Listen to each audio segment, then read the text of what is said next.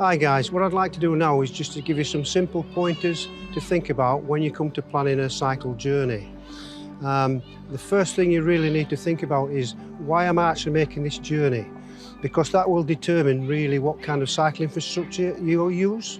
For example, if you're making it or planning a journey to go to work, commuting, then you're most likely to use the quickest route available to you, and that could be including roads as well as cycle tracks and cycle lanes. Okay, and that will put a time scale onto what you're actually planning. Okay, so if you're planning a route to commute to work, then you need to give yourself plenty of time in order to make that journey. Should something happen, such as a puncture, then that's going to probably influence you to go faster, and that's not what we want you to do. We want you to make your journey as safe as possible. So it could be commuting, it could be leisure.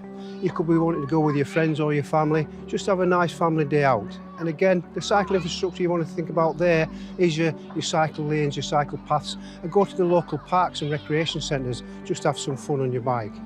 Okay, and then the other could be you might want to go with yourself or your friends just to do some fitness. And again, that will determine where you go, how far you go, and what kind of cycle infrastructure you use.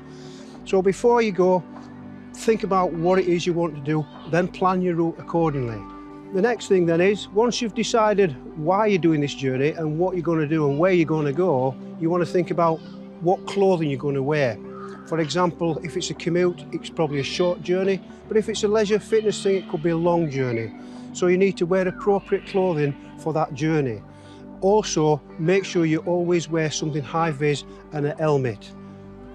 Personally, I would never make a journey unless I've got those two items on me somewhere, okay? Also think about what you're wearing, because it could be inclement weather. You'll need to take some wet weather gear with you, just in case you're caught on the hop, okay? Also, things like sun cream, sunblock, any medication you need, such as inhalers, make sure you take that kind of stuff with you. Okay, so that's clothing. Make sure you wear appropriate clothing for the journey you're going to make. Next thing, before you make the journey, you need to check your cycle. Make sure your bike's roadworthy. You could do a simple M-check, which we showed you how to do before, or you can simply ride your bike up and down your local road just to make sure everything's working. Make sure the gears are indexing properly, your brakes are working properly, and your bike's in general good health, okay? So make sure your bike is worthy for the journey you're going to take.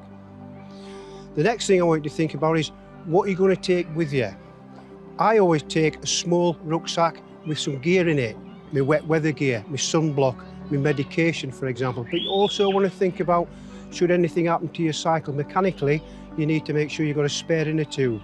You need to make sure you've got puncture repair kit and the appropriate tools to make basic maintenance tasks on journey should you need to. So finally then, my last little tip really is to make sure you keep yourself safe, you and your friends. Before you start a journey, make sure you inform somebody where you're going, your family, your friends.